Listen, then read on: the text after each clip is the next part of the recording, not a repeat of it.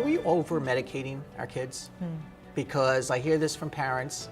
They take their kid in and they're prescribed ADHD drugs for depression. They're prescribed, put on antidepressants right away. Is there too much of that going on? It's a complicated answer, I think. The best way for me to answer that is just to say that it's important to see the right kind of physician, the right kind of psychotherapist. So, just because maybe not going to my primary care physician, but going to see a psychiatrist, making sure that I'm seeing somebody who is specialized or has seen individuals with attention deficit hyperactivity disorder.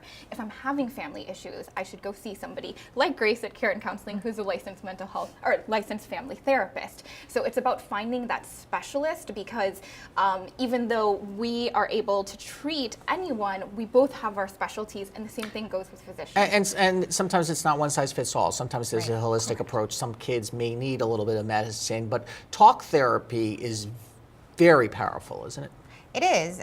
A lot of the research talks about giving the person who's depressed or anxious medication, whether it's a child or it's an adult, but it also talks about coupling that with psychotherapy.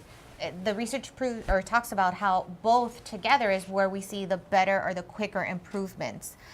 One or the other by itself is not enough.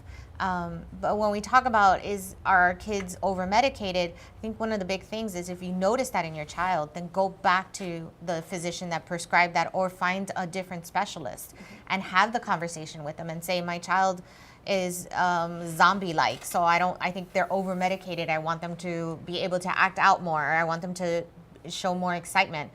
Talk to them, because you're the expert on your child. You're the one that's with them all the time. You know their personality. So if you see a change, that's the time to go talk to the physician that prescribed this and have that conversation. Let's do something different.